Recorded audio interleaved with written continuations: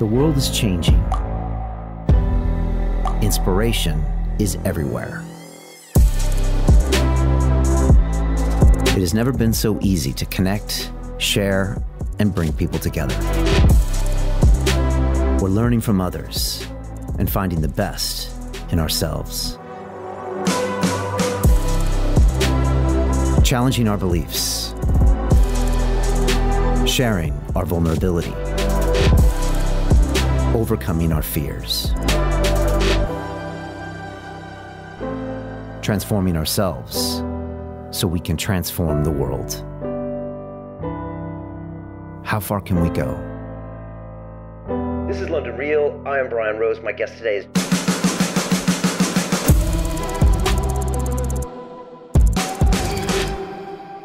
This is London Real. I am Brian Rose. My guest today is Robert F. Kennedy Jr., the American environmental activist, attorney, and author. You are the chairman of Children's Health Defense, whose mission is to end the epidemic of children's chronic health conditions by working aggressively to eliminate harmful exposures, hold those responsible accountable, and establish safeguards. Your written articles have appeared in the New York Times, Washington Post, the Wall Street Journal, and Rolling Stone magazine. Throughout the COVID-19 pandemic, you have contradicted mainstream media and are here today to discuss the vaccine agenda, global lockdown consequences, the implications of 5G, and the roles of Anthony Fauci and Bill Gates. Robert, welcome to London Real. Thanks for having me, Brian. Great having you here. I just first wanted to announce that we are streaming now on our new Digital Freedom platform, which is a censorship-free, independent broadcasting system that is of the people, by the people, for the people, and it's available exclusively on our website at londonreal.tv. Robert, I pledge to you and everyone watching us that none of this conversation will be edited, censored, removed, or banned, and that anyone in the world can watch the full version of this episode free at londonreal.tv/Kennedy. Thanks to the generous donations of over 25,000 people around the world, also known as the London Real Army. For anyone wanting to become a founding member of the Digital Freedom platform, they can visit londonreal.tv/freedom to donate and fight with us on the front lines to protect our human rights. Here at London Real, we've been a platform for free speech since 2011. And Robert, I'm excited to have you here today. You know, I wanted to start and talk about something that you're really familiar with, and that is vaccines. In the UK, we keep hearing vaccines. In America, we hear vaccines, and it feels like we're being told that this is the only way we can return to normalcy, the only way we can go back to work. And I had a guest yesterday, and we streamed to 1 million people watch this. It was the largest live stream of a conversation in human history. And he said, Brian, there's something called a problem, reaction, solution. You have a problem, there's a public reaction, and then there's a solution. And it feels like we're kind of all being herded toward this vaccine, and now it's being rushed. And I'm just wondering, what is your take on all of this? Do you think it's something we should proceed with caution? Do you think there are pros and cons of a potential vaccine? Or just curious what your take is on kind of the entire situation. Well, I agree with that. First of all, let me apologize for my voice, Brian, which should improve as we talk. I had a very, very strong voice till I was 42 years old, and then I got a disease called spasmodic dystonia, which is a neurological disease, and it makes my voice break up like this. But usually after I talk for a while, it gets better, I hope.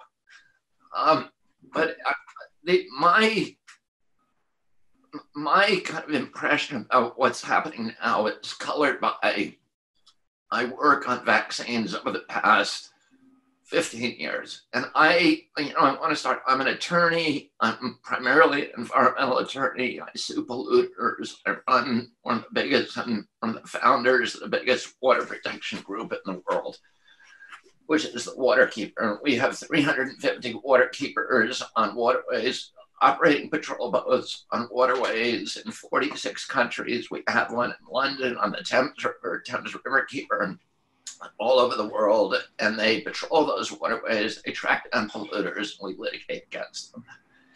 And that's kind of how my pathway was into this issue, which I got dragged kicking and screaming into the vaccine issue. But, and I got brought in because of the mercury issue.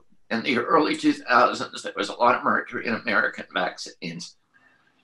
I was suing coal-burning power plants all over North America and Canada and the United States for discharging mercury into the air, which was then getting into the water, and it was contaminating the fish. In 2003, FDA released a report that showed that every freshwater fish in America had dangerous levels of mercury in its flesh.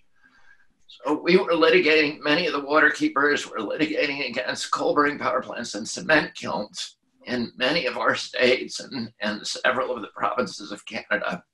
And I was going around managing the litigation and also working on legislation and giving speeches. And almost everywhere I spoke, there would be women in the audience who would come up to me afterwards, and it turned out they were the mothers of intellectually disabled kids, and they believed that their children had been injured from mercury and vaccines.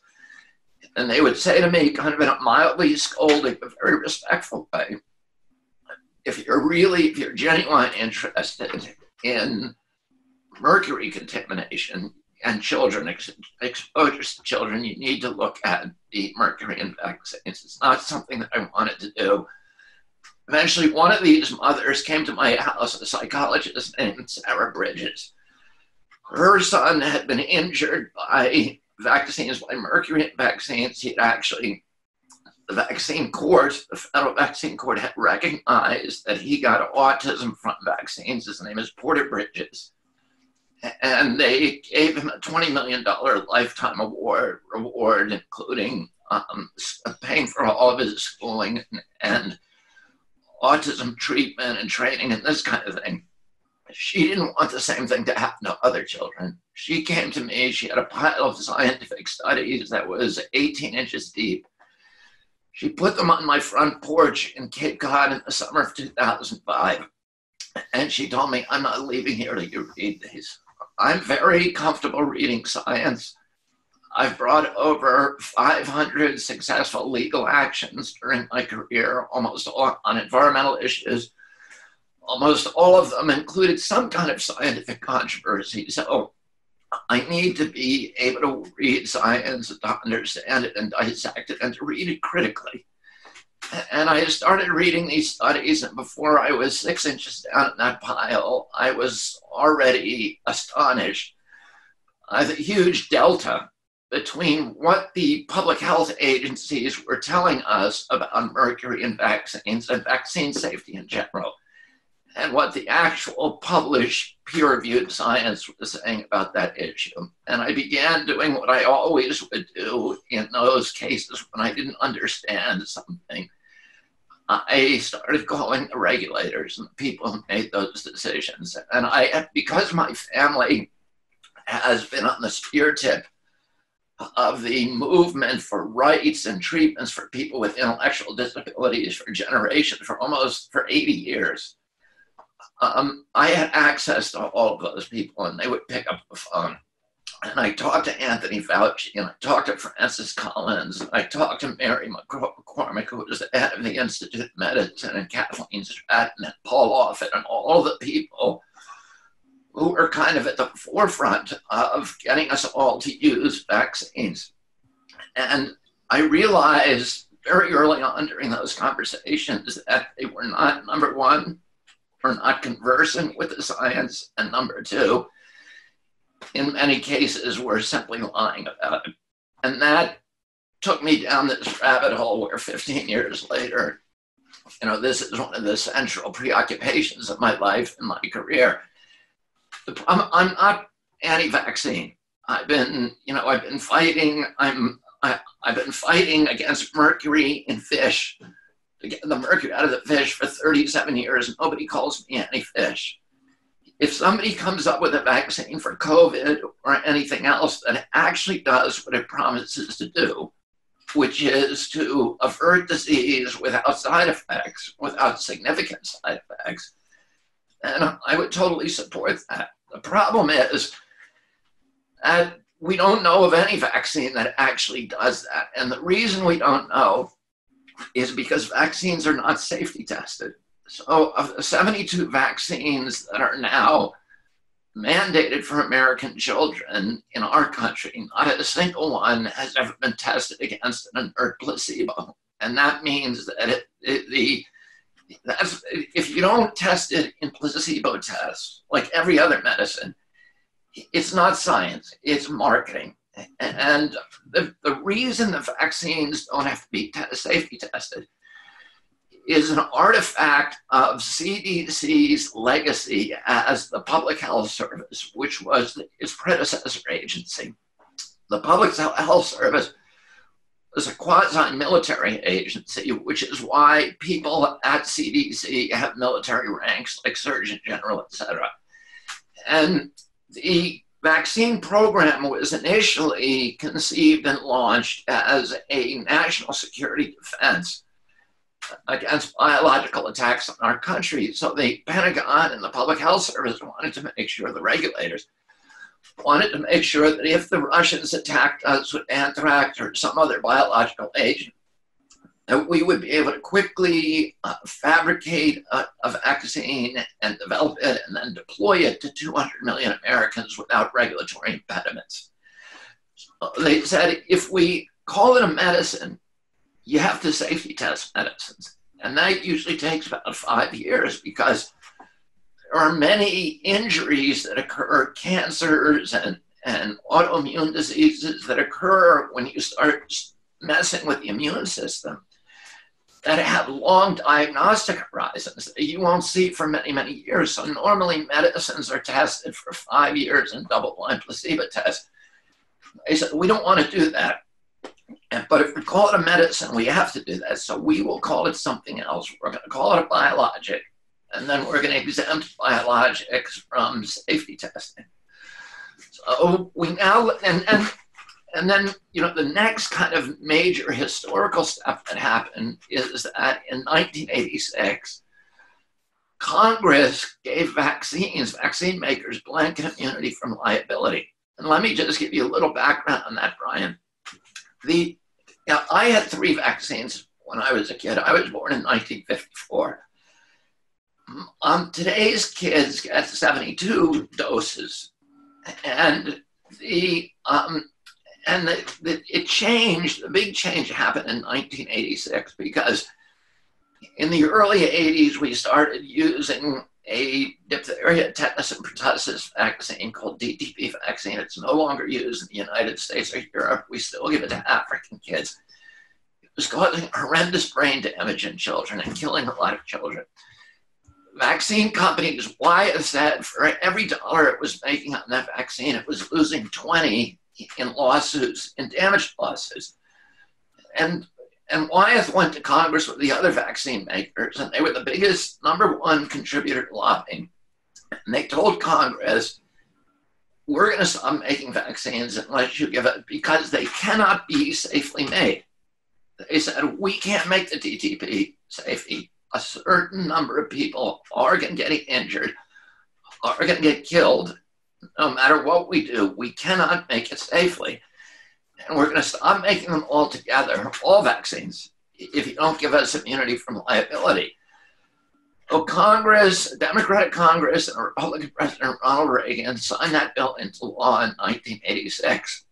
Suddenly, the industry, the pharmaceutical industry, looked around and they said, holy cow, now we have a product that you don't have to safety test them. That's a huge cost saving because that usually costs $100 million minimum. You don't have to, and there's no liability at the end, even if you injure people, which means there's no incentive to make it safe. But it also saves the industry. The biggest cost for every other medicine are liability suits when they injure people. And so the industry says, here's something, the 2 biggest costs are now eliminated. And then the third cost, which is advertising and marketing, is also eliminated because this product is going to be mandated to 78 million kids. And there's very, very high margins. The government is going to buy half those vaccines for poor children.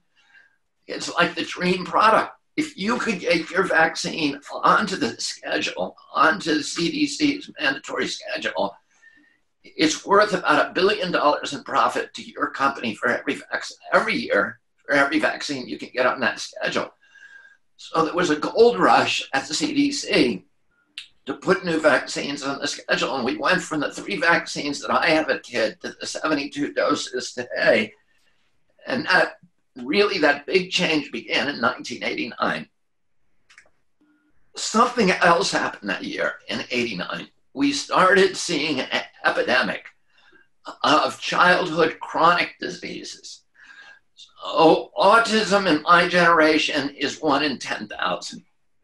And still in my generation, there is, the epidemic is real because you don't see 66-year-old men walking around the mall with football helmets, in diapers, nonverbal, non-toilet trained, stimming, headbanging. My family started Special Olympics. I was working with intellectual disabled kids and adults my entire life. And I never saw an adult like that. And I didn't see kids like that when I was little. We went from 1 in 10,000 to 1 in 34 kids today, 1 in every 22 boys. Food allergies went from 1 in about 1,200 in my generation to about 1 in 12 today.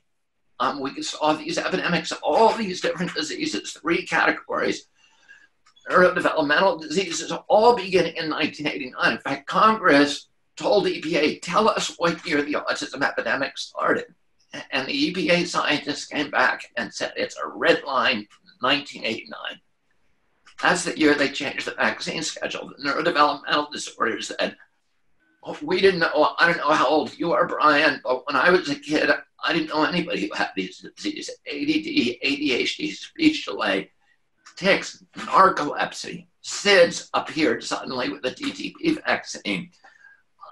Tourette's syndrome, tics, ASD, autism, all of them exploded beginning in 1989. The allergies, peanut allergies, which we know you can induce somebody to have a peanut allergy by giving them the aluminum adjuvant that is contained now in 60% of our vaccines and a peanut protein. If you give them a Timothy weed protein, they'll have a Timothy weed outbreak, Timothy weed allergy, etc. So you're saying all of these new ailments and the high frequency of those is all highly correlated with the introduction of all these new vaccines. Not only to the timing, and then also the autoimmune diseases, so rheumatoid arthritis, juvenile diabetes, fibromyalgia, all of these, Guillain-Barré, all these injuries that began in 89. And it's not just that there's a time correlation. There is also, if you look at the list of all those diseases, about 420 diseases that suddenly became epidemic in 1989, every one of those diseases appears on 2 lists. One of them are the list of diseases that became epidemic in 89. 2, they're on the manufacturer's inserts for those vaccines, 420 diseases. And the manufacturer only puts them on that insert if FDA believes that there's a high likelihood that they're causing that disease. And the reason they're on those inserts is because the only way that you can sue a vaccine company under the Vaccine Act is if they knew of an injury that is caused by the vaccine and they failed to list it on their inserts. All of those injuries, including autism, are listed on manufacturers' inserts. They'll tell you in every other context it doesn't happen, there's no connection. But in the one context where they have to be honest, they're disclosing that. And if you look at their economics now, Brian. Robert, I gotta stop you really quick. This is mind-boggling what you're telling me. And I mean, I went to MIT. I understand the value and necessity of a double-blind study in any situation. I can't believe that the vaccines aren't tested. And this lack of liability, I've heard it mentioned before because that's the only way it would make economic sense for these big pharma companies to make vaccines. But everything you're saying to me is making perfect logical sense, and yet it blows my mind that no one's talking about it. How come no one's talking about this? Well, nobody's talking about it because of the control that the pharmaceutical industry exercises over the political leaders. All of the institutions in a democracy in Europe, the United States, Australia, that were set up in order to protect vulnerable little children from greedy corporations have been neutralized. So the agencies that are supposed to protect us from and protect our children from, from bad products have been completely co-opted. They're what you call captive agencies. And that's done through a number of mechanisms. The European Health Agency, 50% of its budget comes from pharma. The CDC is now one of the biggest vaccine makers in the world, or sellers in the world, distributors. The CDC distributes $4.9 billion worth of vaccines a year. So about half of its budget goes to distributing vaccines, and basically it is integrated with the industry, FDA. So it has a conflict of interest, the CDC, by nature. Conflict. Also, the CDC, FDA, and NIH all own vaccine patents. How is that possible? That every vial of Gardasil that is sold, money goes to NIH, and those agencies are making tens of millions of dollars a year selling the vaccines they're supposed to be regulating. FDA gets 50% of its budget from pharmaceutical companies. How is that possible? Isn't it the World Health Organization gets over 50% of its budget from pharmaceutical companies, if from industry, let's put it that way. If you include Bill Gates, it's even more than that, which is 10% of one out of every $10 comes from Gates, who is the biggest vaccine producer and maker in the world. Oh, the FDA always seems like so you have a conflict with the agencies. You then have Congress has been bought off because pharmaceutical companies spend double what the next biggest lobbyist spends on Congress. But most importantly is the press. The pharmaceutical industry in the United States, it used to be illegal for them to advertise pharmaceuticals on TV like it is in every other country in the world except for New Zealand. Including the UK, you don't see that.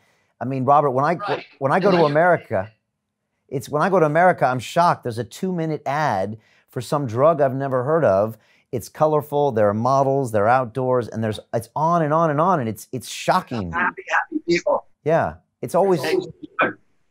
And what that does is it not only allows them to push their products through the marketplace, but it also allows them to control content on the network news. Most of those, the highest saturation of those advertisements are on the network news. Roger Ailes, who founded Fox News and who had a relative who was vaccine injured and knew what was happening. And I had I had a close relationship, very strange relationship with Roger Ailes. I spent 2 months with him in a tent when I was 18 years old in Africa.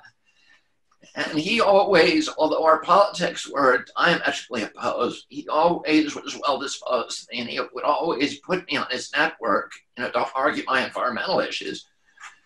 I went to him with a documentary that we had just made on mercury and vaccines, and he was utterly convinced by it. But he said, "I cannot put you on my network." He said, "In fact, I would be forced to fire any of my hosts who allowed you to talk about this on TV." And he said, "If I allowed you on, I didn't fire the host, I would have a call from Rupert within 10 minutes. Rupert Murdoch owns one of the biggest vaccine company in Australia. His family, has been deeply immersed in that industry for generations, and he has partnerships with Glaxo and with all the big vaccine makers. Oh, he is one of the press enforcers worldwide. But in our country, Roger Ailes told me, Roger Ailes said during non-election years, during certain times of the year, 70% of my advertising revenues from my news station, from my evening news broadcast, comes from Pharma." And he said, typically there's about 22 ads on the evening news, and 17 of those are pharmaceutical ads. And there's no way, Anderson Cooper is sponsored by Pfizer. Erin Burnett is sponsored by Pfizer. NBC Nightly News is sponsored by Merck. That's why you see them constantly pushing flu shots, measles shots, alarming people about diseases and, about the horrendous threat of infectious diseases, and never allowing any discussion about vaccine side effects on any of those networks. It's completely forbidden. And that gestalt has infiltrated the entire, let's say, media industry in our country. I haven't been allowed to publish an editorial since 2008. As you pointed out at the beginning of this show, I used to regularly publish. I had to deal with the New York Times at one point where they wanted an editorial from me every 6 months, which is the maximum amount that anybody can put an editorial on there. So now they won't let me put an editorial out of anything, because they need to discredit me about this issue. They need to shut down debate. They need to call me an anti-vaxxer, which I'm not. Because that marginalizes me. It discredits me. It makes them say he is that category, therefore he is dangerous. We need to protect the public from dangerous thoughts, and therefore it is justifiable to allow people to go on TV to write editorials condemning him and not allowing him to defend himself. When a couple of my family members a year or so ago attacked me in Politico, and by the way, my family, I grew up, being encouraged by my mom and dad to have heated arguments. People ask me, are you mad at your family? And my attitude is, I don't care if people argue with me. Was that I love my family and we argue. That's what we do. I took a public position. They took a public position against me. That's fine. But it's the fault of Politico that they wouldn't even let me write a letter to the editor, 200 words, defending myself against a 3,000 word attack on me. And no news organization will even allow me to print a letter to the editor, much less an editorial. I'm not allowed to go on TV. I can't go. I can tell you, Bill Maher's allowed me on, and Tucker Carlson's allowed me on twice. Nobody else will allow me on the network news because it's owned by Pharma. And what that does is it reinforces the entire kind of political control. Because any politician who, expresses even, any kind of dissent against the orthodoxies on this issue, their careers are immediately destroyed. Because they won't have the funding. They won't have any political funding. They can't do it. Right. They cannot do it. And keep their careers. And you said there was that open letter from a few members of the Kennedy family that kind of was against you. But you said on the Kennedy compound, it was encouraged at dinner to constantly debate and argue. And you said your dad would have you guys kind of take different points of view. And that's kind of the normal way it was with Kennedys to debate. Yeah, that's the way. And I raised my kids the same way. But my father would throw out a topic. I remember him saying, asking us to debate when we were little kids. I think my sister was probably 15 or 16, and I was 13 or 14. Should we take LSD? Should LSD be illegal? Should we be in the Vietnam War? Should we, what should we do about Vietnam? What should we, our ICBMs, intercontinental ballistic missiles, is that something we should build more of? And is Castro a freedom fighter or is he a tyrant?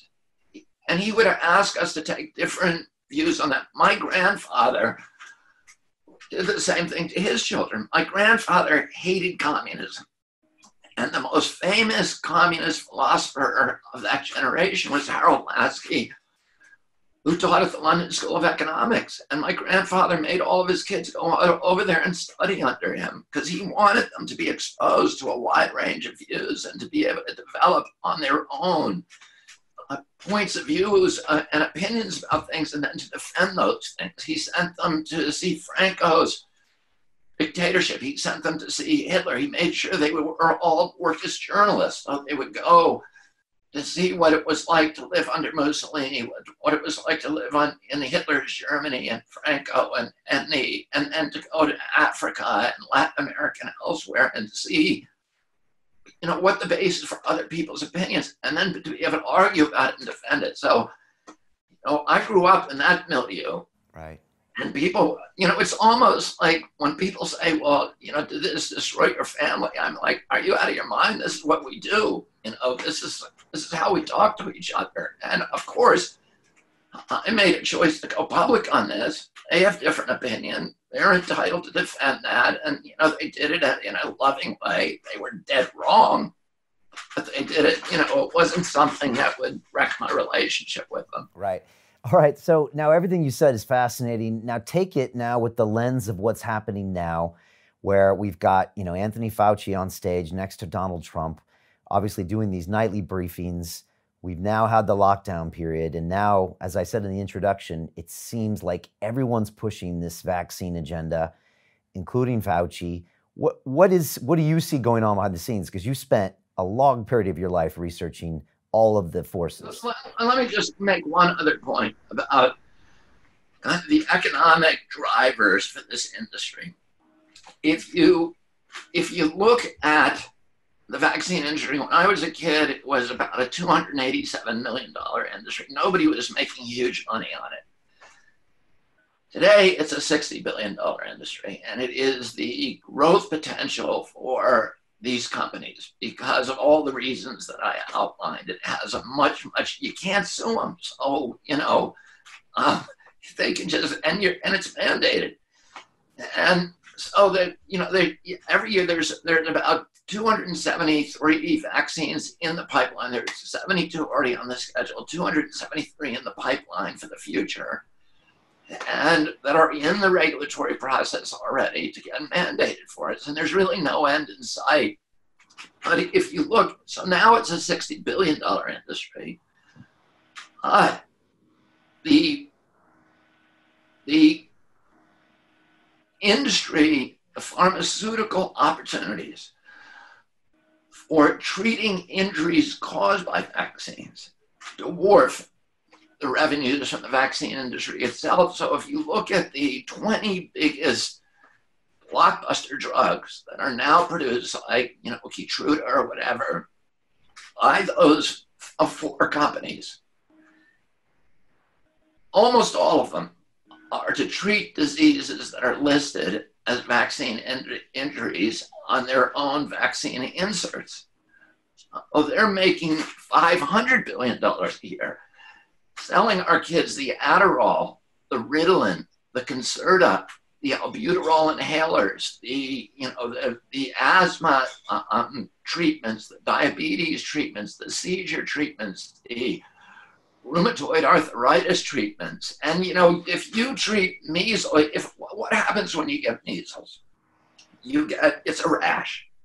It was killing 1 out of every 500,000 Americans in 1963, the year that, imagine that, 1 in 500,000 Americans, according to CDC. If you actually got the measles, your chance of dying was 1 in 10,000. And they're talking about now COVID maybe killing 1 in 100 or 2 in 100. This is 1 in 10,000. This was not a serious disease. And if you got that in 1963 when they did so if you got measles, what happened? The cure, you stayed a week home, and the cure was vitamin D and chicken soup, 2 things that cannot be patented. What if you get epilepsy or seizure disorder from getting an MMR? Now you have a lifetime commitment to those pharmaceutical companies.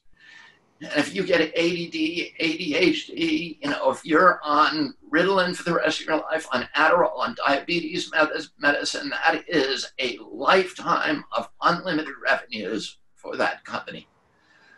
Well, this is a very, very attractive business model for those companies, and they know it. And I can tell you that because I would have never believed it, and I would have said somebody If somebody said that to me, I'd say, oh, they're just a conspiracy theorist and they're a cynic and a skeptic. Of course they don't know, but yeah, they do.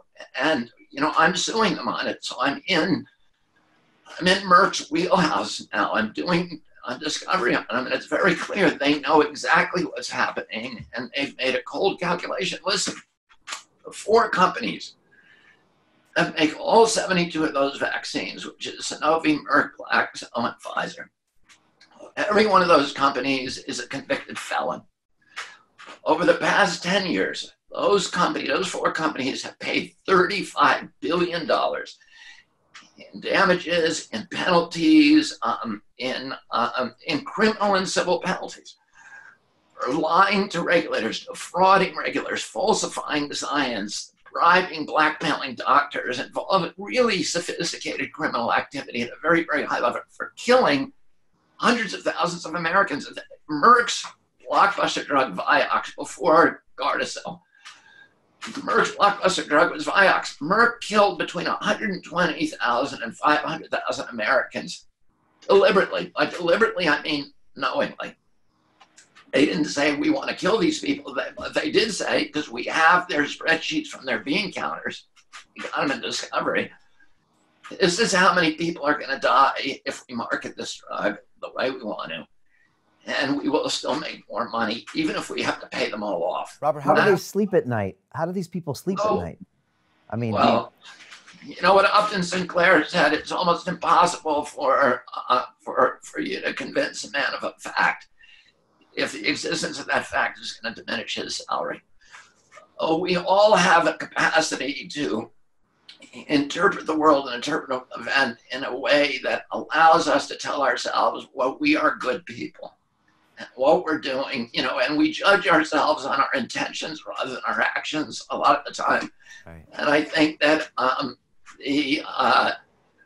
those companies have a particularly acute capacity for that, particular, I don't know if you'd call it a defect or virtue, but there's a statistical, there's a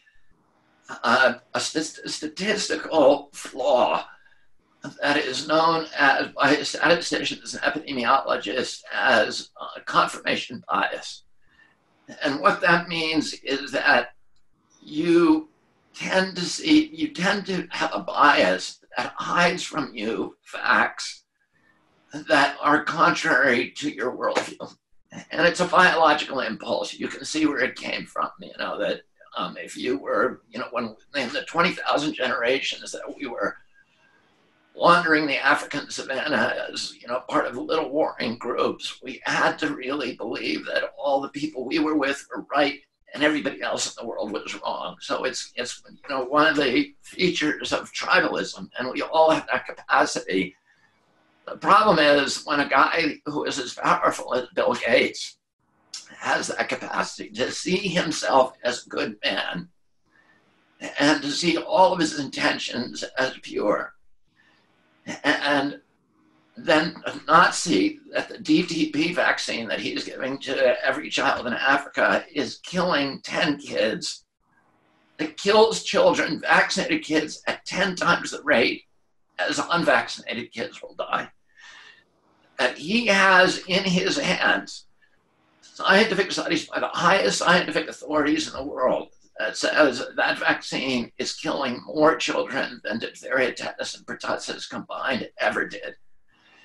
And that he's giving mercury vaccines to every kid in Africa when we've banned them in the United States because we know that they cause brain damage, because the Institute of Medicine said that they're dangerous and they should not be given to human beings. And yet he's giving them to every kid in Africa. Somehow under his watch, that WHO, which he runs, chemically castrated 1 million Kenyan women with a hormone that was put in tetanus vaccines deliberately and given deliberately. And I'm sure in Gates's mind, he thinks that there was a good intention behind that. maybe reducing population and, reducing the burden on ecosystems and all those, which I think is an important consideration. But, when you get that powerful, you need to look at the moral implications and the human rights implications and the civil rights implications of everything that you do. These people are not just ants that you can experiment with. Right. But in his mind, he's every one of them has a value that is as great, a value to God that is as great as Bill Gates' value, even though they don't have any money. I think he's convincing himself that he's eradicating these diseases for the planet forever. And like you said, along the way, some collateral damage is maybe justified because it's difficult to do that. So I'm guessing that's what he's doing. How does a man like Bill Gates end up being the leading medical authority in the world? And how does he exert his authority? And is this COVID-19 pandemic playing right into his hands? How do you see that? Well, yeah, and then the COVID vaccine, well, clearly, the direct answer to your question is that he's leveraged, he's the second richest man in the world, probably the second or third richest man in history. And he's leveraged that money he pays 10%, one out of every $10 that goes to WHO is his money. And that marginal 10% gives him the capacity to control 100% of the WHO's agenda. CEPI, Gavi, all of these institutions that really dictate global health policies and control in many aspects, in varying aspects, the lives and the health of 7 billion human beings who live on the planet. And he now has, he has got himself the capacity to dictate those policies. So, I think it's good that he's now on TV, that he made a decision to sort of come out from behind the curtain and defend his position, because I think a lot of people that it allowed people to focus and realize that there's a single man making these decisions for all of us. And that, what we believed, because before he started doing this, you had all of these trusted authorities. You had Anderson Cooper saying it's really important. You had Aaron Burnett and Lester Holt, and you had Anthony Fauci and Francis Collins and all of these people that we kind of trust saying the same thing. And you're thinking to yourself, well, that must be the truth if so many smart, trustworthy people are saying it. But now I think people are understanding that this is an agenda. It's an agenda that is driven by one man overwhelmingly, and that there's a lot of people, fellow travelers, who are, part of the orthodoxy because they are bought into it in different ways. And I think it allows people to see, to now express their skepticism about it in ways that they could not before. And one of those is Anthony Fauci as well. How does Fauci? Anthony Fauci has a long checkered history of lying and of playing, of putting his own ambition and putting the vaccine program in particular in front of public health. And, I'll just tell you one story, but I know many, many things about Anthony Fauci. But Anthony Fauci, there was a group of scientists led by Frank Ruscetti in the mid 80s that discovered, and then, one of those scientists was Judy Mikovits. And I just did the introduction for her book, which is called Plague, which is largely written about this episode. This was the team that had isolated HIV and connected it with the AIDS epidemic, and said it can cause AIDS. It doesn't have to, but it can. And they had been the first to reproduce the work of a French scientist named Luc Montagnier, who got the Nobel Prize for that discovery, but they had. To continue watching the rest of the episode for free, visit our website londonreal.tv or click the link in the description below.